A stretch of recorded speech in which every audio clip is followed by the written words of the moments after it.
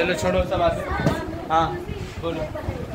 चलो आप देखो, हम लोग नया टॉपिक है, आपको स्पीकिंग के हिसाब से आज सब्जेक्ट वर्ब अग्रीमेंट करेंगे। सब्जेक्ट वर्ब एग्रीमेंट ये एक टॉपिक है, छोटा सा, कट तो नहीं रहना। अगर जो बच्चे एब्सेंट रहेंगे रिकॉर्डेड में देख लेना। हाँ, सब्जेक्ट वर्ब अग्रीमेंट पढ़ेंगे। देखो एक आप सोचो, अग्री का मतलब क्या होता है? सहमत होना। एग्रीमेंट मतलब होता है सहमति बनाना। समझ में आया कि नहीं? तो आप देखोगे कोई चीज़ को कंफर्म बनाने के लिए एग्रीमेंट की जरूरत पड़ती है कि हाँ मैं एग्री हूँ इस कंडीशन के अकॉर्डिंग। तो वैसे ही सब्जेक्ट होता है और उसका वर्ब जो होगा वो एग्रीमेंट करेगा। जैसा सब्जेक्ट वैसा वर्ब होगा, उसी को कहते हैं सब्जेक्ट वर्ब एग्रीमेंट। यानी सब्जेक्ट अगर सिंगुलर तो वर्ब भी सिंगुलर, सब्जेक्ट अगर प्लुरल तो वर्ब भी प्लुरल। इसी को कहते हैं सब्जेक्ट एग्रीमेंट। यानी according to subject verb comes in a sentence, that is called subject verb agreement. बातें समझ पा रहे कि नहीं पा रहे? यानी सब्जेक्ट के अकॉर्डिंग जब वर्ब आएगा तो इसको कहेंगे सब्जेक्ट वर्ब। मतलब इतनी बातें समझ में आ गया? कोई दिक्कत तो नहीं है? अब देखो एक, अब यहाँ पे समझना, जैसे मैं लिखूं आई, उसके बाद मैं लिखता हूँ हैव, ठीक है ना, और फिर दूसरे तरफ मैं लिखता हूँ हैज, ठीक है ना, उसके बाद मैं लिखता हूँ, चलो डन लिख लेता हूँ, डन दिस वर्क। तो आप खुद बताइए, आपको शुरू में बताए थे आई जो होता है तो सिंगुलर, लेकिन प्रेजेंट टाइम में आई के साथ वर्ब प्लुरल लगाया जाता है, तो आई के साथ क्या लगाओगे? हैव हो जाएगा। हैज का यूज आप नहीं करोगे। आई हैव, अब इसका मीनिंग क्या आएगा? I have done this work, tense में पढ़े थे, मैंने इस काम को कर लिया है या पूरा कर चुका हूँ, जो भी कहा ना हिंदी के अकॉर्डिंग कर लेना, कंप्लीटेड सेंस आएगा। अब देखो ऐसा होता तो कितना हल्का बात होता सर, है ना, कितना इजी लगता है कि सब्जेक्ट वर्ब एग्रीमेंट। ऐसा नहीं है कभी। देखे अब देखिए, मैं थोड़ा सेंटेंस को बड़ा कर लेता हूँ। देखो हम एक, जब भी मैं लिखूँ, मैं लिखता हूँ चलो टीच, वर्ब है। अब खुद बताओ यहाँ पे आई लिखेंगे कि मी लिखेंगे? जैसे मैं बोलूँ मुझे पढ़ाओ तो क्या होगा? मुझे सिखाओ, क्या होगा English? Imperative sentence. Imperative sentence पढ़े थे ना? तो इम्पैरेटिव सेंटेंस जैसे मैं बोलूँ गो देयर, वहाँ जाओ, कम हियर, पढ़े थे कि नहीं पढ़े थे? उसी तरह मैं कहूँ टीच, तो मी लिखेंगे कि आई लिखेंगे? मी लिखेंगे। टीच में मुझे पढ़ाइए। इसका मतलब वर्ब के बाद जब भी आप लगाएंगे तो ऑब्जेक्टिव फॉर्म लगाओगे, सब्जेक्टिव फॉर्म लगाने की जरूरत नहीं पड़ती। इतनी बातें क्लियर हुई? ऑब्जेक्टिव फॉर्म लगाना, सब्जेक्टिव फॉर्म नहीं लगेगा। क्लियर हो गया? अब दूसरे पॉइंट ये भी देखना है, सब्जेक्ट के बाद कौन सा बात आएगा? ऑब्जेक्टिव केस की सब्जेक्टिव केस? Objective case. चलो दूसरी बात, टू मी लिखते हैं कि टू आई लिखेंगे? जैसे गिव इट टू मी, ऐसा बोलते हो ना, गिव इट मुझे दीजिए, टू मी की टू आई लिखेंगे? बोलो, इसका मतलब ये प्रीपोजिशन है। प्रीपोजिशन अपने बाद क्या लेगा? ऑब्जेक्टिव केस की सब्जेक्टिव केस? ऑब्जेक्टिव केस लेता है, सब्जेक्टिव केस नहीं लेता। यानी दोनों पॉइंट समझ में आ गया? कोई दिक्कत तो नहीं है? अब आइए, यहाँ पे मैं एक सेंटेंस लिखता हूँ, आई, उसके बाद लिखते हैं with my brother. I with my brother, मैं इसका मतलब विद माई ब्रदर मतलब मैं भाई के साथ, विद माई ब्रदर मैं अपने भाई के साथ।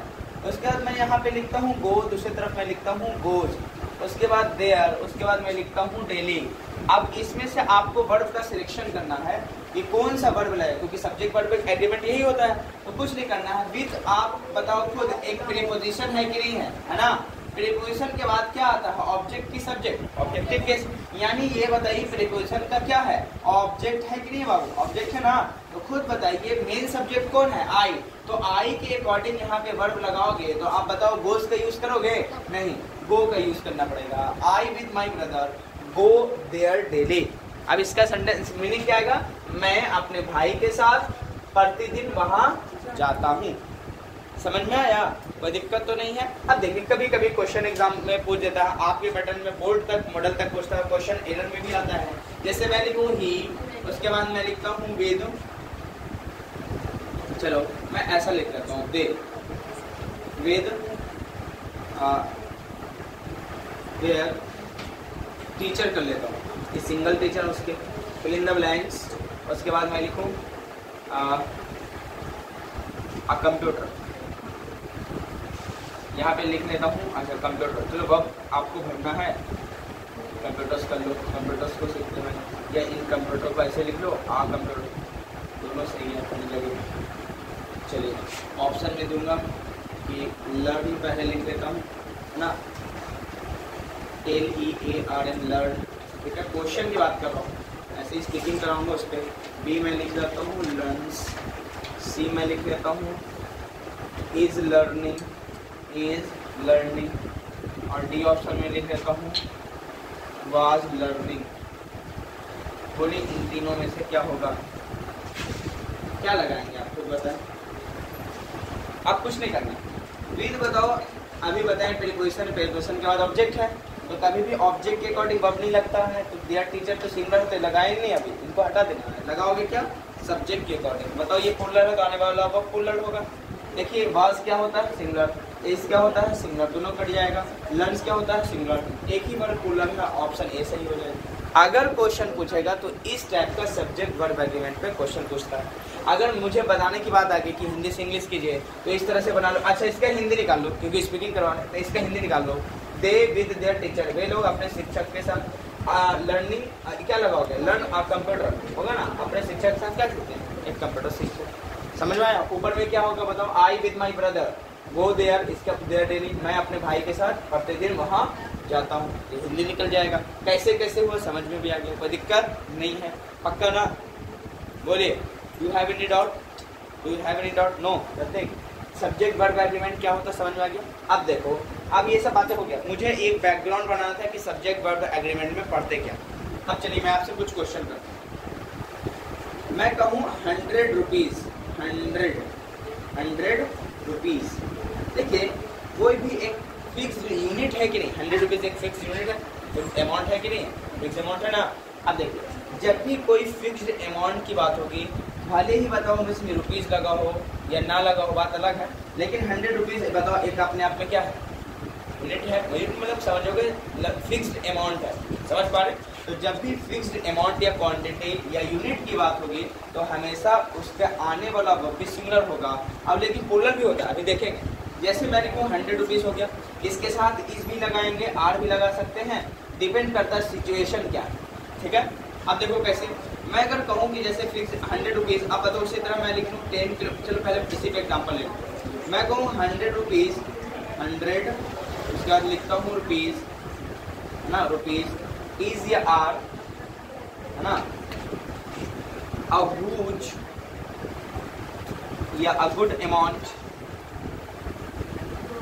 ह्यूज या गुड अमाउंट फॉर मी, यानी मेरे लिए 100 रुपया बहुत बड़ा। चलिए ऐसा मैं मीनिंग ले लेता हूँ। बताओ ये 100 रुपीज़, अभी बताएं कि फिक्स यूनिट की बात होगी तो हमेशा क्या लगाओगे, सिंगुलर। तो आने वाला बताओ वर्ब क्या होगा, सिंगुलर होगा, इसीलिए आप क्या लगाएंगे, इस लगाओगे, आर के साथ आप नहीं जा सकते। समझ पा रहे कि नहीं पा रहे। लेकिन ऐसा भी होता है कि इस यानी फिक्स क्वांटिटी के साथ, जैसे मैं लिखूँ 10 किलोमीटर मतलब एक लंबा दूरी है, तो क्या लगाओगे, 10 किलोमीटर, केएमएस लिख देंगे, है ना। इज, है ना, a long distance, a long distance एक लंबी दूरी है, समझ में आ गया, एक अ लॉन्ग डिस्टेंस बन गया। 10 किलोमीटर, इस लगाएंगे, आर का यूज नहीं करना, क्यों, फिक्स्ड क्या है, यूनिट। समझ पा रहे कि नहीं पा रहे, कोई दिक्कत तो नहीं। अब देखो ऐसा है कि ये सभी बातें जो फिक्स्ड यूनिट है, ये आपस में चल के अगर आगे बिखर जाए, टूट जाए, तो इनके साथ वर्ब आने वाला प्लूरल होगा, सिंगुलर नहीं हो सकता। जैसे ये दोनों एग्जांपल तो आप समझ में आ गया कि सर सिंगुलर कब होगा। अब देखो प्लूरल कब होता है, मैं यहीं पे एक एग्जांपल ले लेता हूँ। यहाँ पे देखिए मैं लिखता हूँ 100, है ना, फिर लिखता हूँ रुपीज, गौर से समझना, फिर लिखता हूँ इज या आर, है ना, distributed among the poor, among the poor।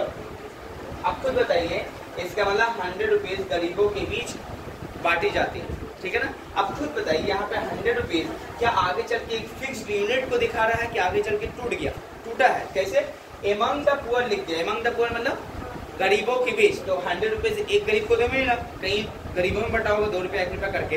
तो यही यूनिट अगर आगे चल के टूट जाता है, बिखर जाता है, तो ये आने वाला वर्ब प्लूरल लेगा, सिंगुलर नहीं ले सकता। समझ में आ गया। उसी तरह जैसे मैं कहूँ 10 किलोमीटर तय की गई है, समझ पा रहे, जैसे 5 किलोमीटर बस से, 2 किलोमीटर ट्रेन से, 3 किलोमीटर पैदल, तो बताओ आगे चल के 10 किलोमीटर टूट गया, तो ऐसे केस में हमेशा क्या लगाओगे, वर्ब को प्लूरल लगाना। बोलो ये बातें आपके एग्जाम में, जब एग्जाम में छोड़ दीजिए, क्या आपके कॉपी में या नोट्स में जो आप बुक के थ्रू दिया गया है, तो आप उसमें एग्जाम्पल दिया तो समझ के बना लोगे। ये सब बातें आप, मुझे उम्मीद है कि कोई डाउट तो नहीं है, पक्का ना। है इसको जल्दी जल्दी क्या करोगे, छाप लोगे। आप कैसे छापोगे समझ में आएगा, है?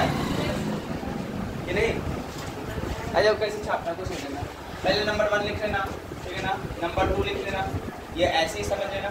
फिर लिखना वर्ब के बाद ऑब्जेक्टिव केस लगता है, सब्जेक्टिव केस नहीं लगता। प्रीपोजिशन के बाद ऑब्जेक्टिव केस लगता है, सब्जेक्टिव केस नहीं लगता। गिव इट टू मी, यानी इसे मुझे दीजिए, इसे मुझे दीजिए, यही मीनिंग आएगा। टीच में मुझे पढ़ाइए, तो टीच आई नहीं लगा सकते, क्यों नहीं समझ में आ गया? हाँ अच्छा, कभी कभी ऐसा होगा, इमेजिन करो आई किसी का नाम हो, तो जैसे राधू को पढ़ा टीच राधा, अच्छा बोलो ना, रानी को पढ़ाओ टीच रानी, है ना, कोई दिक्कत, तो टीच आई भी हो सकता है, कब कोई पर्सन को ना होगा तब। लेकिन हम लोग यहाँ को नॉन लेके चल रहे, समझ में नहीं कि कोई तुम्हें बेवकूफ़ बना दे, ऐसे नहीं हो सकता, आई किसी का नाम ही हो सकता है ना। तो ऐसे केस में वो सही है, तो लैंग्वेज है भाई, कुछ भी हो सकता है। समझ पा रहे कि नहीं पा रहे? जैसे आपको एक ज़माने में बताए थे ना कि आप कहते हो ना सुनने वाला क्या होता है, तो सेकंड पर्सन होता है। तो मैंने आपको एक एग्जांपल के थ्रू बताया था कि सुनने वाला सेकंड पर्सन नहीं होता, आई जो डिसाइड करता है वो सेकंड पर्सन होता है। कैसे? मालूम चला आप कार से कहीं जा रहे थे, उधर कार से कहीं जा रहे थे, और आपस में एक कार हो सकता है एक दूसरे को टक्कर मार दिया, थोड़ा बहुत कोई नुकसान हो गया एक दूसरे का। अब मालूम चले ए पर्सन का गलती था, आप बी पर्सन आपका गलती नहीं था, आप इसको बुरा भला कहने लगोगे, मार धाड़ करने लगोगे, हो सकता है पब्लिक आगे जुड़ने लगे, और गाली गलौज आप कर रहे हो, तो क्या गाली गलौज करने में पब्लिक आपको मारेगी? नहीं, वो समझ जाएगा कि इसको ना गाली दे रहा है ये गलती पे। यानी सुनने वाला सेकंड पर्सन नहीं होता, फर्स्ट पर्सन डिसाइड करता है कि सेकंड पर्सन कौन है मेरा। अभी आप लोग देखो, सुन तो रहा बाहर वाला भी, तो क्या आप सेकंड पर्सन मेरे लिए तो 30 पर्सन है, आप ना सेकंड पर्सन हो मेरे लिए, क्योंकि मैंने डिसाइड कर रखा था। इसलिए सुनने वाला सेकंड पर्सन नहीं होता, फर्स्ट पर्सन यानी आई स्पीकर अपना डिसाइड करता है मेरा लिसनर को ना, वही हमारे क्या होंगे, सेकंड पर्सन होंगे। नहीं तो बताओ भीड़ लगा हुआ है, गाली जैसे दोगा तो बी पर्सन को तो सब मारेगा ही, कह रहे गाली क्यों दे रहा है, तो सुनने वाला तो वो भी है, तो क्या मार रहा है? नहीं ना, इमेजिन कीजिए। तो ये बातें गलत भी है, ठीक है ना। वो तो बचपन का केस था, चलो अंडरस्टैंडिंग कम थी। अभी अंडरस्टैंडिंग आपकी कैसी लग रही है, बोलो सब कुछ क्लियर है? तो वैसे एग्जाम्पल करके आप छापोगे, यहाँ पे क्वेश्चन हो गया तो क्वेश्चन आप 1 लगा लोगे, एग्जाम्पल फिर कर लेना 1, एग्जाम्पल नंबर क्या लगा लोगे 2, जल्दी से कर लो। और हिंदी खुद लिखो, सबका हिंदी लिखना है बाबू, सबका हिंदी लिखना, एक एक लाइन का गैपिंग लेके हिंदी लिखना, क्योंकि स्पीकिंग पे फोकस करना है कि मीनिंग भी देखते चलना। क्वेश्चन कैसे बोर्ड में पूछता वो मैंने बता रखा, इसी पैटर्न से कैसे निकालते, ठीक है ना। आपको अलग नहीं पड़ेगा, ये मत समझना कि स्पोकन बैच है तो हाँ सर ग्रामर बैच में कुछ अलग होगा, ऐसा जरूरी नहीं, ये कोई चेंज नहीं कर सकता। समझ पा रहे ये बेसिक कॉन्सेप्ट को? जल्दी क्यों? ओके नहीं दिख रहा है, मैं लाइट जला देता हूँ फिलहाल। लाइट जलाएंगे तो दिखेगा अभी। अच्छा फोन से ही दिक्कत हो रहा है, अच्छा ठीक है, चलो ये समझ में आ गया है। आगे बताऊं, देखो अब इसको हटाने के बाद हिंदी सबका लिख ही लिए होंगे,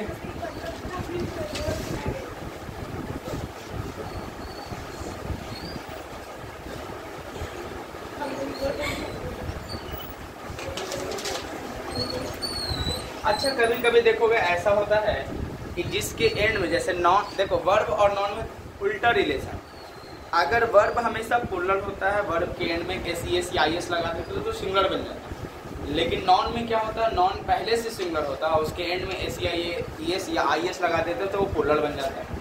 बस है सिंगुलर तो बसेज हो जाता है प्लूरल, जैसे गो है प्लूरल तो उसका गोज हो जाता है सिंगुलर। यानी आपने देखा कि वर्ब और नॉन है दोनों का अपोजिट रिलेशन। समझ पा रहे कि नहीं पा रहे? अब देखिए कुछ ऐसे वर्ब होंगे, कुछ ऐसे कुछ ऐसे नॉन होते जिनके एंड में ऑलरेडी एस आया रहा। जैसे मैं कुछ ले लेता हूँ, आपको एग्जांपल में ले लेता हूँ पॉलिटिक्स, देखिए है कि नहीं है ना पॉलिटिक्स। उसी तरह एक एग्जांपल आप ले लीजिए पॉलिटिक्स, जिसके एंड में एस आता हो वो नॉन। पर्चा distribution is coming, no let it win and now focus on your studies. हाँ अभी ठीक है। चलिए पॉलिटिक्स के बाद हम हो सकता है जैसे आप लिख लो सिविक्स, हो सकता है जैसे आप जिसके एंड में एस आता हो, क्योंकि नॉन है तो आप जाहिर है सोचोगे कि वो प्लूरल होगा, लेकिन प्लूरल नहीं होता, इसका भी सिंगुलर होता है। आपने पढ़ा होगा मैथमेटिक्स, आपने पढ़ा है ना मैथमेटिक्स, आपने उसमें स्टैटिस्टिक्स पढ़ा होगा, पढ़ा कि नहीं पढ़ा? स्टैटिस्टिक्स आपने पढ़ा है। उसके बाद और क्या पढ़ा है? इसके एंड में एस आता, बोलो नहीं याद है? Civics, physics. चलो, और क्या आता है जिसके एंड में एस आता हो? बोलो, ध्यान दो, बोलो। इकोनॉमिक्स। इकोनॉमिक्स। और क्या आता है? इकोनॉमिक्स। बोलिए, जिसके एंड में एस आता है। चलिए, ये सभी बातें मैं मान लेता हूँ, आप एटीसी कर लीजिए। देखो, जब भी एक सब्जेक्ट के तौर पर इन लोगों को रखा जाएगा तो ये हमेशा होंगे सिंगुलर। समझ पा रहे? एंड में एस आने से ऐसा नहीं है पुलर हो जाएंगे, वो सिंगुलर होंगे किसी का सब्जेक्ट का नाम। जैसे मैं लिखूँ पॉलिटिक्स, पॉलिटिक्स, फिर लिखता हूँ इज या आर, ठीक है ना। A dirty game, dirty game, ठीक है ना। चलो, एक डर्टी गेम है भाई, गंदा खेला है पॉलिटिक्स, सही बात है। तो आप खुद बताइए इसके अकॉर्डिंग क्या लगाओगे? इस क्या, तो आप इस के साथ जाएंगे, आर के साथ नहीं जा सकते। उसी तरह मैं लिखूँ मैथमेटिक्स, क्या लिखता हूँ? मैथमेटिक्स, ठीक है ना। मैं लिखता हूँ इज या are, my favourite subject, my favourite subject, my favourite subject. तो आप बताइए इज लगाओगे कि आर लगाओगे? मैथमेटिक्स में अकॉर्डिंग टू क्या लगेगा? इज लगेगा, आर नहीं लग सकता। इतनी बात ठीक है। नहीं, सभी के साथ क्या लगाओगे? अब देखो, ऐसा ही है कि जिसके एंड में इस लग जाता है वो पुलर होता है, सिंगुलर होता है, क्योंकि सब्जेक्ट के तौर पे यूज है। लेकिन कभी कभी ऐसा हो जाए, मैं लिख दूँ इनसे पहले माई मैथमेटिक्स, क्या लिख देता हूँ? माई मैथमेटिक्स, माई मैथमेटिक्स हो सकता है। लेकिन अब मैं हो सकता हूँ हिज मैथमेटिक्स, हिज मैथमेटिक्स, या हो सकता है आप सिविक्स ले लो, फिजिक्स के केमिस्ट्री ले लो, जो भी लिखना है लिख सकते हो आप। चलो, अभी ठीक है। चलिए, अब देखो ऐसे केस में बताओ, आपको बताया था ये पॉजिटिव एडजेक्टिव होता है, याद करो, याद करो, पॉजिटिव एडजेक्टिव होते हैं, है ना। और पॉजिटिव एडजेक्टिव जब भी आ जाए ऐसे केस में, तब इनको ये बना देगा पुलर। क्यों ऐसा होता है ये भी समझने की बात है। ऐसा क्यों सर? अगर मैं सिर्फ मैथमेटिक्स लिखूँ तो एक सब्जेक्ट के तौर पे आएगा, तो उसको सिंगुलर लो, समझ पा रही कि नहीं पा रही? लेकिन यही सब्जेक्ट से पहले आप पॉजिटिव एडजेक्टिव माई, हिज, हर लिख लोगे तो पुलर क्यों हो जाएगा? देखिए, सिर्फ मैं ऊपर लिखा था मैथमेटिक्स, तो मैथमेटिक्स एक सब्जेक्ट का नाम, समझ पा रहे कि नहीं पा रहे? और जब मैं नीचे लिखा माई मैथमेटिक्स, तो ये ब्रांचेस की बात हो गई, क्योंकि आप मैथमेटिक्स जो आपका सब्जेक्ट है उसके कई ब्रांचेस, जैसे मैं छोटे से आपने पढ़ा होगा, कभी ऐड पढ़ा होगा, कभी सब्सट्रैक्शंस पढ़ा होगा, एडिशन सब्सट्रैक्शन पढ़ा होगा, मल्टीप्लिकेशन पढ़ा होगा, एडिशन पढ़ा होगा, मल्टीप्लिकेशन डिविडेंड पढ़ा होगा, नहीं पढ़ा होगा। तो उसके अलावा भी आप हो सकता है एलसीएम निकालना बताया गया होगा, एचसीएफ निकालना बताया होगा, मैथमेटिक्स में रियल नंबर का बताया होगा। आप मैथमेटिक्स में 10th में होंगे तो हो सकता है आपको ज्योमेट्री, ट्रिग्नोमेट्री ये सब बताया गया होगा। आप 11th में आओगे तो हो सकता है आप रिलेशन फंक्शन पढ़ें, हो सकता है, समझ पा रहे हैं, उसमें भी ट्रिग्नोमेट्री है। 12th में आओगे तो हो सकता है वहाँ भी इंटीग्रेशन, डिफरेंशिएशन, बहुत सारे ऐसे चैप्टर्स है कि नहीं? तो ये जब मैं माई लिख देता हूँ तो एडजेक्टिव ये कंफर्म कर देता है कि किसी एक पर्सन के क्वालिटी की बात हो रही है और उसमें कई सारे ब्रांच है, तो वो पुलर कर देता है अपने आप। हो सकता है किसी का एडिशन ठीक है, सब्सट्रैक्शन ठीक है, डिविडेंड नहीं ठीक है, डिवाइडेशन जो आपका है, या मल्टीप्लिकेशन ठीक नहीं है, या हो सकता है एलसीएम, एचसीएफ वगैरह नहीं निकालने वाला। कई सारे ऐसे रीजन हो सकते हैं। 2-3 ब्रांचेस उसका ठीक है, आगे ब्रांचेस गायब है, तो किसी तरह वो पुलर ही होगा। और कितने भी छोटे हो जाओ, एडिशन, मल्टीप्लिकेशन, सब्सट्रैक्शन, ये तो आता होगा 3-4 बार, तो ऑटोमेटिक वो पुलर की कंसिडर की जाती है। समझ में आ गया कि नहीं आया? तो आप बताओ, मैथमेटिक्स के बाद आप इज लगाओगे कि आर लगाओगे? है, उसके बाद मैं लिखता हूँ वीक या स्ट्रॉन्ग, जो भी लिखना है आगे चल के आप अपने सेंटेंस को बड़ा कर सकते हैं, बढ़ा सकते हैं, लेकिन वर्ब सब्जेक्ट जैसा वैसे आएगा, उसी को सब्जेक्ट वर्ब एग्रीमेंट कहोगे तो आर लगाना है यहाँ पे। समझ में आया? आर क्यों लगा? नहीं, फिर नहीं समझ आया। देखिए, ऊपर में क्या था, एक सीधा सब्जेक्ट की बात, तो सब्जेक्ट अपने आप में इस था, तो मैथमेटिक्स था, लेकिन मैंने क्या लगा कि एडजेक्टिव लगा दिया, पॉजिटिव एडजेक्टिव। तो इसके बाद माई, इसमें क्या क्वालिटी की बात होगी, उसके ब्रांचेस की बात आ गई। माई के बाद हो सकता है मेरा ये ठीक है, ये ठीक है, ये ठीक नहीं, समझ पा रहे कि नहीं पा रहे? तो ऐसे केस में हमेशा ये पुलर कंसिडर किया जाए, क्योंकि उसके ब्रांचेस की बात करो और ब्रांच बहुत बड़ा है। हो सकता है 2-4-5 कॉन्सेप्ट आपने सीखा, तो पुलर तो सीखा है ना, ऐसा तो नहीं सर इसमें जोड़ी तुम जानते हो, समझ पा रहे कि नहीं पा रहे? तो ऐसे केस में क्या होता है कि इसको प्लूरल हम मान लेते हैं। समझे कि नहीं समझे? क्यों पा रहे हुए? क्योंकि ब्रांचेस की बात होगी और ब्रांचेस में हो सकते 2-4 ठीक है, आपका आगे ठीक नहीं है, तो उसी तरह वो प्लूरल ही होता है। ऐसे बच्चे तो नहीं है, जितने भी होते ये ठीक होता है, उनके ब्रांचेस और भी हो सकता है, बचपन से सीखते सीखते कहीं ऐसे हो सकता है 10th लेवल पे 11th 12th लेवल तक आ चुके हो, तब तो आपको बहुत कुछ मैथमेटिक्स में जानकारी होगा, तो ऑटोमेटिक वो सब्जेक्ट नहीं रहा ना, आपकी किसकी कैलकुलेशन की बात हो गई, और जहाँ कैलकुलेशन की बात हो जाएगी तो हमेशा क्या लगाओगे? प्लूरल लेके चलोगे। समझ पा रहे कि नहीं पा रहे? तो हमेशा वो हो जाएगा प्लूरल आर लगाना है, उसके बाद इसका यूज नहीं करना। उसी तरह बताओ यहाँ पे हिज मैथमेटिक्स होगा तो बाद आप देखो, मैं एग्जांपल लेता हूँ, his mathematics fill in the blanks, है ना, और मैं लिखता हूँ स्ट्रॉन्ग एट दैट टाइम, मतलब उस समय उसका मैथमेटिक्स क्या था भाई? स्ट्रॉन्ग था।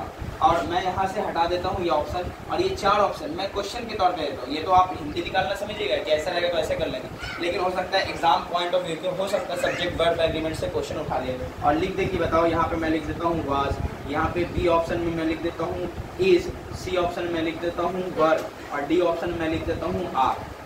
बोलो कौन सा बात होगी? अब देखो ऑटोमेटिक यहाँ से जाओ, ये दोनों सिंगुलर हट जाएगा, ठीक है। अब देखो दोनों वर्ब प्लूरल है। अब यहाँ पे कंफ्यूजन की आर की बात, वर्ड की आर, लेकिन आपको घर आने के एट दैट टाइम यहीं से पकड़ लो, उस समय की बात। खुद बताओ उस समय मतलब अभी की बात नहीं कर रहा, यदि पास्ट टाइम की बात कर रहा है तो पास्ट टाइम में बस समझे, यहाँ पे कंफ्यूजन आके नहीं होना चाहिए। क्लियर? एट दिस टाइम कर रहे तब परसेंट की राय है। समझ पा रहे कि नहीं पा रहे? कोई दिक्कत नहीं है ना बाबू? ऐसे क्वेश्चन देखो मैंने दे दिया इस पैटर्न पे, हिंदी निकाल लोगे। हिंदी क्या होगा? मेरा मैथमेटिक्स, मेरा क्या होगा? गणित वीक है, खत्म। आर लगाना है, क्यों लगाना है मुझे समझ में आया, कैलकुलेशन की बात। बोलो डॉट है कुछ पक्का? तो आप जल्दी से इसको कॉपी कर लीजिए। हाँ, you can go if you have no time for that. Yes yes, go make a note of it, after that I will and new batches will come soon on Wednesday. Okay? ये wait से लिख दिया तो wastage मतलब शादी में समझ आया, शॉर्ट में लिख कर आई मोइन तो मोन नहीं पड़ेगा, इसको क्या पढ़ते हैं मन समझ जाते मंडे, ठीक है ना, ई करके छोड़ देते समझ रहे ट्यूसडे के बाद। सर यहाँ वेट समझ आया कि शादी होने वाला क्या है वेडनेसडे के तो ऐसा नहीं, शॉर्ट ठीक है। Sorry for that. बस focus on your studies. Nobody will tell.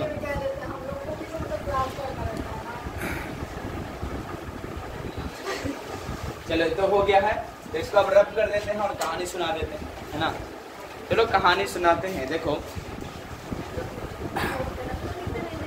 आप लोग ऐसे हैं तो उसमें से देखो एक लड़की थी, चलो सुनो, एक लड़की थी और लड़की को बहुत गुस्सा आता था।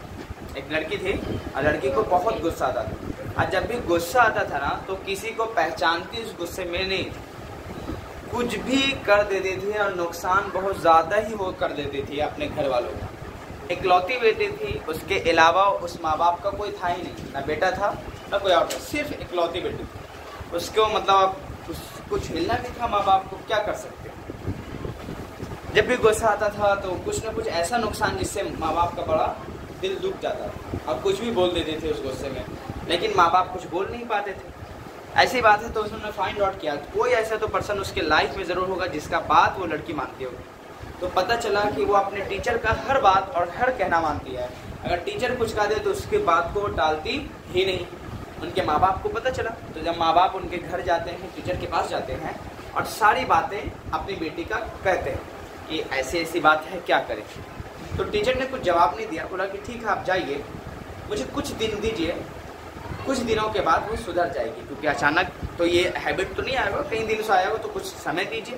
तो बोला ठीक है चले जाते हैं। तो जब अब क्लास आई वो लड़की नेक्स्ट डे, अगले दिन, तो टीचर को पता था कि ये इतनी गुस्सा करती है, उसको पहले तो मालूम नहीं था। तो उसने सोचा कि अब क्या ऐसे करें, तो वो बोले कि ठीक है आज पढ़ाई लिखाई नहीं करेंगे, आज कुछ गेम खेलते हैं। टीचर को वो बात तो हमेशा मानती थी, बोले ठीक है, बड़ा खुशी खुशी बोले कि ठीक है। तो बोले एक गेम में क्या है, उसने सामने में एक अपना हथौड़ी हैमर रखा और हथौड़ी के बाद एक कील रखा, कील का अलावा कांटी रखा और कहा बोर्ड ऐसे ही थे, वाइट बोर्ड, और उसके सामने बोर्ड, और बोर्ड सॉफ्ट थे, आपने देखा होगा बैंक वगैरह में जाना कभी, तो उसमें नोटिस डालने के लिए एक बोर्ड लगा होता है हर कलर में, है ना, और कील से ऐसे चिपका देते है ना। तो थोड़ा मतलब सॉफ्ट था। सॉफ्ट तो क्या था, मतलब सॉफ्ट के बाद ठीक ठाक था बोर्ड। अब वो बोर्ड को दिखाएं, बोले कि देखो बोर्ड दिख रहा है, हाँ दिख रहा है। तो अब जाना, उस पर कांटी लगा के आना। तो गई बहुत जल्दी से, क्या करती कांटी लगा के चली, बड़ा इजी था। और बोली निकालो, निकल भी गया। थोड़ा चलो ठीक है। उसमें दाग तो दिख नहीं रहे थे, तो उसने क्या सोचा कि ऐसा नहीं कर सकते, दूसरा मेथड अपनाए जिसमें दाग छूट जाए। अब दाग का मतलब क्या था, एंड के कहानी से पता चलेगा। बोर्ड हटा दिया, बोला कि ठीक है व्हाइट, आपको बोर्ड की जगह इसको हटाया तो व्हाइट वॉल थे, वॉल मतलब दीवार थे, और बिल्कुल ऐसे ही पक्के कलर के थे, पक्के मतलब समझ रहे हैं, ईंट के थे। अब वो क्या किया कि बोला कि जब तुम्हें अब गुस्सा आएगा, देखो तुम्हें ऑटोमेटिक अब उसको पढ़ाई से ज़्यादा गुस्से आने लगे थे। गुस्से क्यों, वो काम क्या करा रहे थे टीचर, पढ़ाने के अलावा कुछ और कराए थे ऑटोमेटिक। वही कि गुस्सा जब आएगा ना, तो तुम क्या करना, कील लेना, कांटी लेना और उस बॉल पे ठोक के चले आना। बस मैं आज यही कराऊंगा। टीचर बोलता है ठीक है, तो बोलता है ठीक है। उस लड़की को इतना आज गुस्सा आया, कम से कम कहीं मतलब उस बॉल में कांटी को ठोक दी, लगभग 100 प्लस था। जब आए बस जब जाए, फिर दूसरे दिन हुआ, एक दिन बीत गया, गुस्से में घर गई, और गुस्से में गई तो कहानी फिर नेक्स्ट डे हुआ। तो फिर नेक्स्ट डे में वो क्या की, सॉरी टीचर ने क्या किया, फिर बुलाया, बोला कि पढ़ाई नहीं करेंगे, वही गेम खेलेंगे, जिस दिन एंड हो जाएगा करेंगे। फिर उसको गुस्सा आने लगा। टीचर तो आप यही कराते, कोई नया गेम तो है नहीं, बस जाना है, गुस्सा आएगा तो क्या करना है, कील ठोक के चल जा। तो दूसरे दिन उतना कील नहीं ठोक पाई, वो काटी था ना, उतनी क्वांटिटी जो 100 के करीब था उतना नहीं हो पाया, थोड़ा कम हो गया। फिर तीसरे दिन वही गेम, चौथे दिन भी। एक दिन ऐसा हुआ कि कोई भी कील उसने वॉल पे नहीं ठोका, क्योंकि उस दिन कोई गुस्सा ही नहीं उसको आया, उतना चढ़ा ही नहीं, तो उसने कोई भी वॉल पे एक भी कांटी नहीं ठोका। तो टीचर बोला क्या बात है ना, गुस्सा आना कम हो गया, बिल्कुल नहीं आता। तो क्या ठीक है, जितना तुमने कील डाला है, कितना पूरे वॉल पे, उसको निकालो, उसके बाद पढ़ाई होगी। अब वो फिर परेशान है, टीचर की बात मानती थी, वो ना भी नहीं कह सकती, मोहब्बत ज़्यादा था टीचर से, पूरा कील को जल्दी निकाली, क्योंकि पढ़ाई होने वाला था। उसको लगा कि अब तो आराम हो गया भाई, गेम ओवर, जल्दी निकाली। निकालने के बाद आके बैठ के निकाल दी मैंने। तो बोला ठीक है, निकाल तो दिया, लेकिन बताओ उस वॉल पे तुम्हें कुछ दिख रहा है क्या, किस लड़की को कर, कौन, टीचर, वॉल पे कुछ दिख रहा है? बोले नहीं, बिल्कुल क्लीन है, कोई भी काटी तो है नहीं। बोले गौर से देखो, कुछ तो दिख रहा होगा। तो बोला हाँ दिख तो रहा है, वो कांटी का निशान दिख रहा मुझे, जो मैंने ठोका उस पर कांटी का निशान दिख रहा है। तो बोला हाँ दिख तो रहा है, तो क्या ये दाग मिटेगा? और कैसे मिटेगा, उसके लिए फिर तो बहुत लंबा प्रोसेस करना पड़ेगा।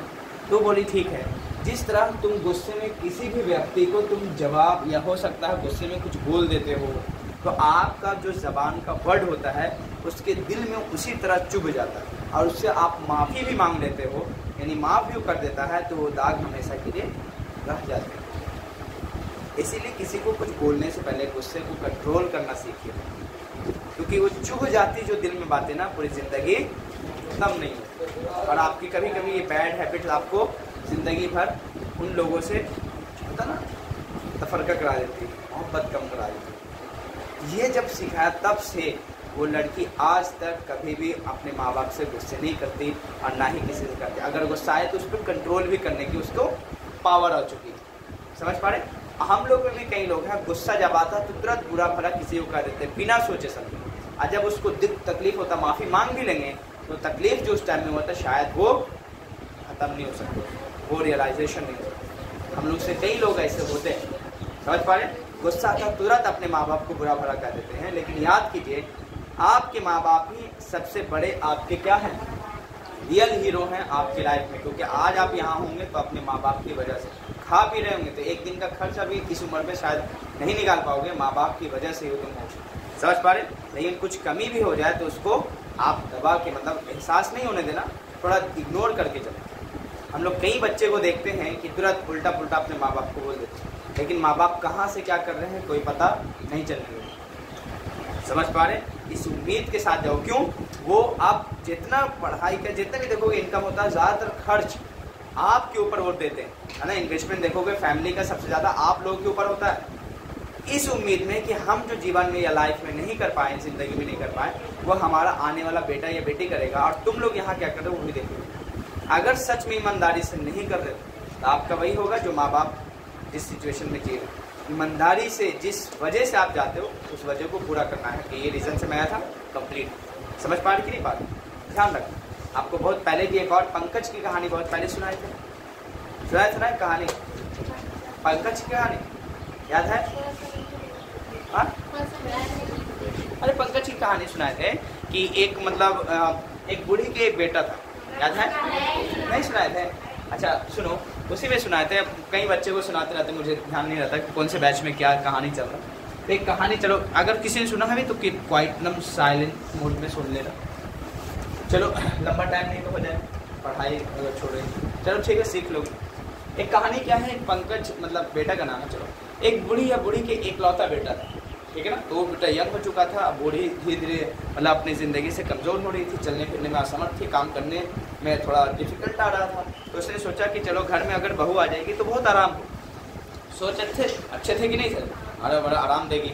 तो शादी कर देती है अपने बेटे का, ठीक है। तो जब बेटे का शादी कर देती है तो शादी करने के बाद जब वो बहू घर पे आती है तो उम्मीद तो होता है कि अब कौन करेगा सब जिम्मेदारी पूरा, बहू करेगी, मुझे काम करने की जरूरत नहीं पड़ेगी।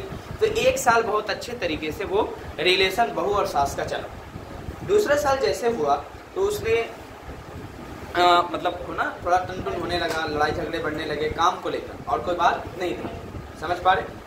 तो जब काम को लेकर दोनों में एक दूसरे में हो गया तो एक दिन इतना लड़ाई झगड़े हो गया बहू और सास में कि दिन भर मतलब लड़ाई होने के बाद पूरा एहसास में, बहू के एहसास में मतलब सास रोने लगी कि एक बहू कितने अच्छी थी, आज क्या उसको हो गया, कौन इसको बहका दिया।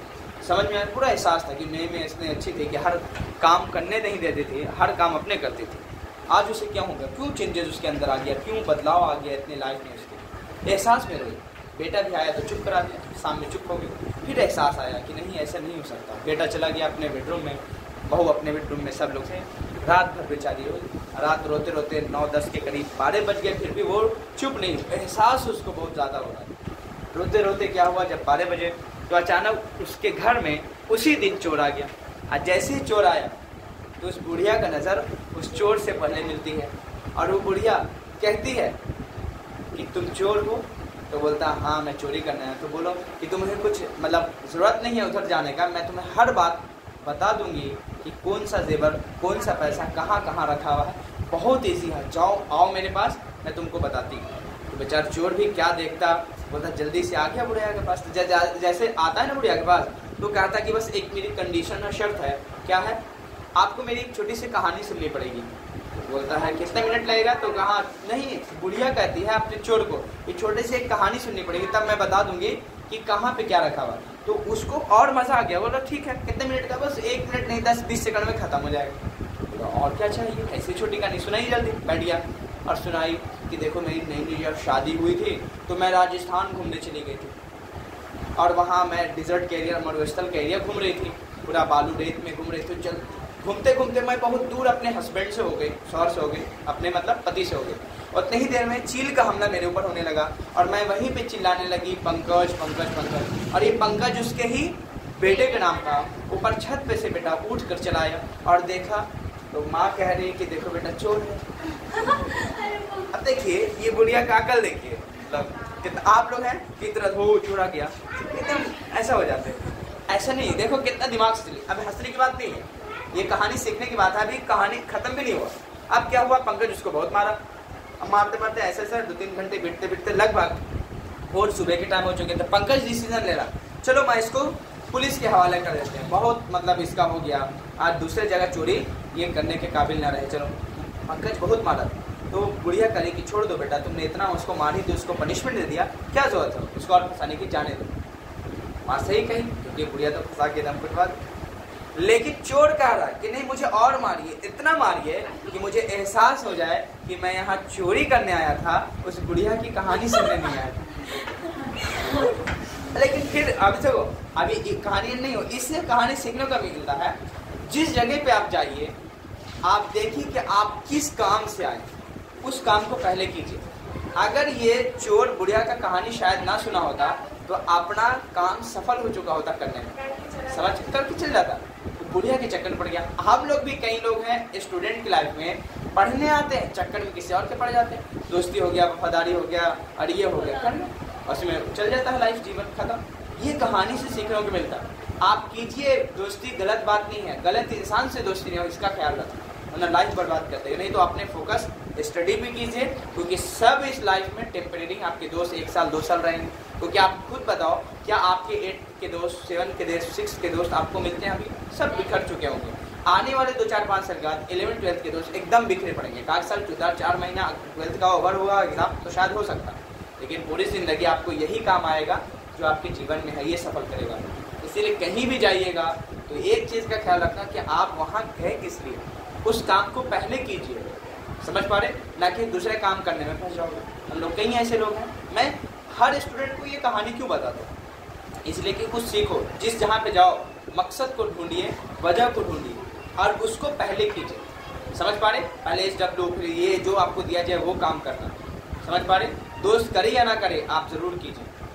समझे कि नहीं समझे? क्योंकि आपके माँ बाप के यहाँ पैसा लगा और जितना पैसा आप दिए हैं उसका 4 गुना वसूलिए थ्रू एजुकेशन ले। जो मुझे लेना था मैंने ले लिया। अब आपकी जिम्मेदारी एजुकेशन को लेना, शिक्षा को, नॉलेज को लेना आपका काम। डेली आओगे, कंटिन्यूस काम करोगे, उस पर फोकस करोगे, कोई डाउट होगा पूछोगे। लेकिन इतनी बातें बताने के बाद जिस जगह से आप यहाँ क्लास के बाद ओवर होने के बाद निकलोगे तो आप वही काम करोगे जो पहले से काम करते आओगे। और सपने सिर्फ सजाओगे कि मैं एक दिन सीखूंगी, ये करूँगी, वो करूँगी। सब झूठे सपने होंगे। समझे क्यों? जिस सपने में मेहनत नहीं होते वो सपने कभी पूरे नहीं हो सकते। समझ पा रहे? नहीं पा रहे? कुछ नहीं करना, जितना पढ़ाया जाए उतना कीजिए। 1 2 घंटे 3 घंटा जितना टाइम मिले मैक्सिमम फोकस कीजिए। एक्स्ट्रा पढ़ के रखिए, क्योंकि जीवन में हो सकता है काम टाइम ऐसे भी लाइफ में कभी आवे जिसमें चाह के भी आप पढ़ोगे नहीं। 1 आध हफ्ते 1 महीने का शेड्यूल आप बना के देखो, 2 4 5 दिन 10 दिन ऐसे जरूर लाइफ में जरूर आ जाते हैं जिसमें चाह के भी पढ़ाई नहीं होगी। चाहत है, पढ़ाई नहीं होगी, क्योंकि कई रिश्तेदार आपके सामने होंगे, आप चाहत है पढ़ने की लेकिन पढ़ नहीं पा रहे हो, कुछ काम ऐसा आ जाएगा। इसलिए एक्स्ट्रा पढ़ के रखना। अब डेली समझाने की जरूरत ना पड़े। आप खुद समझदार हैं, इन थ्रू मतलब इस सब की बातों को समझकर आगे बढ़ना। क्लियर है? और किसी के कहने पे तुरंत डिसीजन नहीं ले लेना कि उसने ऐसा कहा तो वो इंसान ऐसा ही हो। पहले समझना, परखना, उसके डिसीजन को देखना कि सच में सही है कि नहीं। क्लियर है? कोई डाउट तो नहीं है? पक्का? 2-3 स्टेप और करके इस कहानी को मतलब इस चैप्टर को एंड कर देते हैं। ठीक। अब देखो मैं यहीं पे पढ़ा रहा था। देखो अगर मैं लिखूं आई, तो आई के बाद अगर मैं एम लिखूं, इज लिखूं, आर लिखूं, उसके बाद लिखूं अडॉप्टर, तो आप खुद बताइए इन तीनों में से आपका वर्ब क्या हो जाएगा? आई के साथ एंड लगाएंगे, कोई दिक्कत तो नहीं। आई एम अडॉप्टर, क्योंकि टेंस में तो ये पढ़े हो ना, अब हिंदी बताने की जरूरत नहीं। मैं तो सिर्फ सब्जेक्ट वर्ब एग्रीमेंट क्या होता है वो बता रहा हूँ। ठीक है? अब इसी में आई के साथ एंड लिख दूं और मैं लिख दूं ही, देखो एंड लिख के ही लिख दिया, यानी मैं और वह। आप खुद बताइए दोनों मिलके एक से ज्यादा हो गए, ये तो प्लूरल हो गए।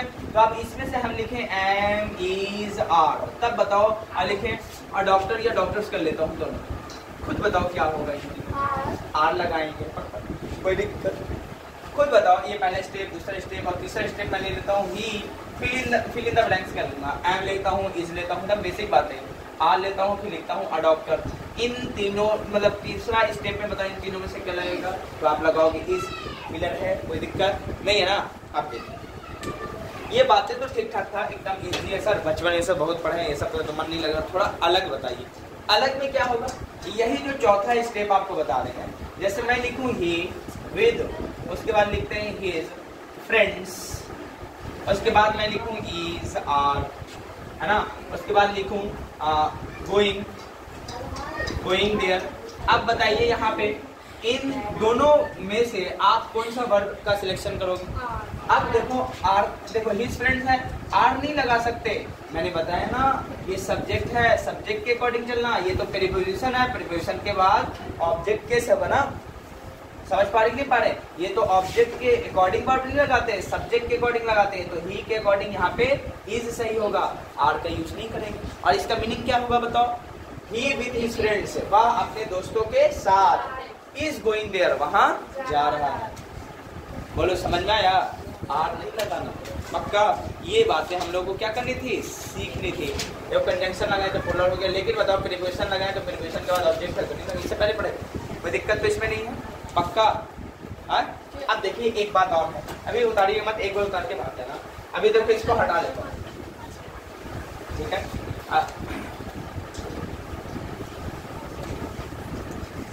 अभी 2 पॉइंट में लिखता हूँ। कभी कभी आपकी जिंदगी में होता है, मैं लिखता हूँ डायरेक्टर, डायरेक्टर लिख दिया। चलो द डायरेक्टर स्पेसिफिक ले दिया। मैं खुद बताऊं, इस लगाऊंगा, यहाँ पे आर लगेगा, इज माई फ्रेंड। बताओ इन दोनों में से कौन सा वर्ब आप सिलेक्ट करोगे? कोई दिक्कत? इस ना लगाओगे, आर का यूज नहीं हो सकता, पक्का? खुद बताओ, मैं लिखूं द डायरेक्टर, ठीक है ना, एंड प्रिंसिपल। देखो प्रिंसिपल भी आपको पता है कि बहुत पहले दो तरह का होता है। एक प्रिंसिपल एली वाला होता है, इसका मतलब होता है सिद्धांत, रूल वगैरह। एक प्रिंसिपल ऐसा होता है PRINCIPL, प्रधानाध्यापक जिसको कहते हैं महोदय, वो होता है। दोनों में अंतर है, ध्यान रखना। तो अब देखो द डायरेक्टर एंड प्रिंसिपल, फिर लिखता हूँ इज या आर, है ना, माई फ्रेंड। बोलो कौन सा होगा सही? अब देखो कुछ नहीं करना। अब देखो आप लोग पढ़ा। अच्छा एक और केस ले लेता हूँ, number 1 number 2, the director and the principal कर लेता हूँ, अब यहाँ पे इज या आर लगा लेते हैं, फिर लिखते हैं माई फ्रेंड। बोलो क्या लगाओ? अब देखिए क्या करना, कुछ नहीं। अगर सब कोई भी सेंटेंस में वर्ब से पहले, आपको ध्यान देना है, अगर एक से ज्यादा आर्टिकल रह गया एंड से जुड़ा हुआ तो हमेशा वो प्लूरल होगा। अगर एक ही आर्टिकल है तो हमेशा वो सिंगुलर होगा। देखो आर्टिकल एक है, यानी आपने देखा होगा कभी कभी कि एक ही पर्सन डायरेक्टर एक्टर दोनों हैं, तो ऐसे केस में क्या लगाना है? The director and principal. हो सकता है कोई डायरेक्टर एक ही है, प्रिंसिपल भी वही है, तो इसका मतलब क्या होगा? पर्सन एक ही है, प्रिंसिपल और डायरेक्टर दोनों का काम कर रहे हैं, तो आर्टिकल सिंगल ही लगाना, ठीक है। इसीलिए जब सिंगुलर होगा तो वह भी सिंगुलर होगा, इस लगाएंगे। तो इसका मीनिंग हुआ the director and principal is my friend, यानी डायरेक्टर और प्रिंसिपल दोनों सेम व्यक्ति हैं, और वो इसीलिए मैं सिंगुलर लगा रहा हूँ। अगर एक से ज्यादा आर्टिकल आ जाए, एंड बताए थे ना, एक से ज्यादा, देखो the director and the principal हो गया, यानी पर्सन दोनों अलग अलग है, पोस्ट भी अलग अलग है। द डायरेक्टर अलग है, द प्रिंसिपल अलग है, दोनों व्यक्ति अलग अलग हैं, तो ये हो जाएगा प्लूरल, इसका यूज नहीं करेगा। समझ में आया? कोई दिक्कत? हो सकता है कि मालूम चला एक पर्सन है, ये दो फंक्शन कर रहे हैं, प्रिंसिपल भी हैं, डायरेक्टर भी हैं, तो आप क्या लगाओगे? द डायरेक्टर एंड प्रिंसिपल लिखेंगे इंग्लिश में। इसका मतलब समझ आए लिसनर को कि आप बातें क्या कर रहे हैं? प्रिंसिपल डायरेक्टर एक ही व्यक्ति है, इसीलिए इस लगाओगे। या हो सकता है यहाँ कोई भी वर्ब आए लेकिन सिंगुलर होगा, ऐसा नहीं कि इसी होगा, वर्ब आएगा तो सिंगुलर होगा। क्यों? एक ही आएगा, पक्का। अब देखो हो सकता है स्पीकिंग में तो बताओ, कोई दिक्कत तो नहीं होगा। अगर रिटन भी करोगे, स्पीकिंग भी करोगे तो पक्का कर लोगे। अब देखो मैं एक इंग्लिश लिखता हूँ, उसमें आपको पकड़ना है कि सेंटेंस मैंने गलत कहाँ पे लिखा है, ठीक है ना। चलो the actor and the director, फिर लिखता हूँ वाज कमिंग हेयर। बोलो सेंटेंस कहाँ पे गलती? यहाँ पे एक से ज्यादा पर्सन हो गया, यहाँ पे बात हटा के बोल रहेगा। चलो पक्का। अब लिखता हूँ द एक्टर एंड डायरेक्टर, उसके बाद लिखता हूँ वर्ब गोइंग देयर। बोलो कहाँ पे गलती? ये देखना है, यानी वर्ब नहीं ना होगा, क्या होगा? बोलो समझ में आ गया? इसी पैटर्न को हम लोग क्या करेंगे? सीखेंगे कि एंड से अगर दो कभी भी नॉन जुड़ा हो और दोनों नॉन में अगर आर्टिकल हो तो वर्ब प्लूरल होगा, और एंड से दो अगर नॉन जुड़ा हो, एक ही नॉन से पहले सिर्फ क्या हो, कोई भी आर्टिकल हो, तो हमेशा सिंगुलर होगा। जल्दी से कॉपी कर लेना। पूरा एक्सरसाइज आपकी इस पैटर्न को लिखा हुआ है आपके बुक में ही, जो दिया गया है, दिए हैं उसी में आप पूरा इसको एक्सरसाइज कीजिए complete. If you have any doubt you can ask me now. है, फोकस कीजिए बोर्ड पे, अगर डॉट है पूछिए। आज जाके जिन दोस्त को बता देना कि वेडनेसडे से नए क्लासेस स्टार्ट है ना, आपको स्कॉलरशिप। और ये वीडियो आज अपलोड करेंगे, ठीक है ना, ये वीडियो मैं अपलोड कर दूंगा, है ना, और जाके अपने दोस्त को शेयर करना, ये पक्का वीडियो, ठीक है ना, ताकि लाइफ में उसके चेंजेस आए, बदलाव आए।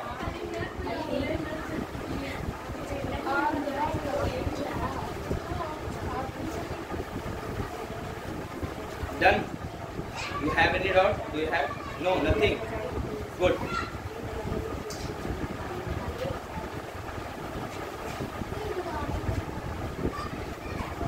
इस पैटर्न पे स्पीकिंग का जितना भी है एक्सरसाइज उसको कंप्लीट करके आना।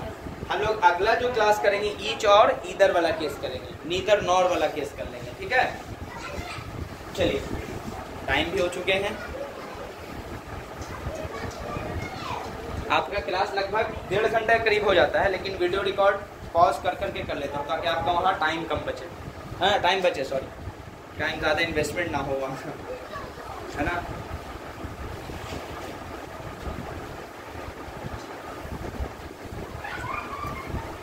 अब जितने भी क्लास होंगे ना, मुझे मैं 365 स्टोरी लगभग याद किया, 365, इसलिए कि हर दिन मेरे जितने भी आप क्लास चलेंगे उसमें से जैसे एक कोर्स है तो 4 महीने 120 दिन, तो 120 गुना 2 स्टोरी सुना दिया तो कितना हो गया 240। फिर भी मेरे पास और कहानी बचा रहे, और हर दिन नया नया कहानी, ताकि आपको कुछ लाइफ में चेंजेस हो पाए, बदलाव ला पाओ। समझ पा रहे नहीं पा रहे? इससे सीखिए, यानी कि गलियों से निकलो तो दिमाग से भी निकल जाए ये सब बात, ऐसा कभी ना हो। लेकिन सबको मुश्किल है, लेकिन कोशिश करने में क्या जा रहा है। ठीक है, आज जाके 2 लोगों 3 लोगों को शेयर करिएगा ये बातें पक्का। और फिर मैं ये तो क्लास आपका होगा 1-2 दिन में वो सब खत्म हो जाएगा, ठीक है। ये शायद कहानी ना होता तो पढ़ा, ठीक है। चलते हैं फिर, ठीक है। सी यू, बाय बाय, है ना, डन करके आना, ठीक है। चलो।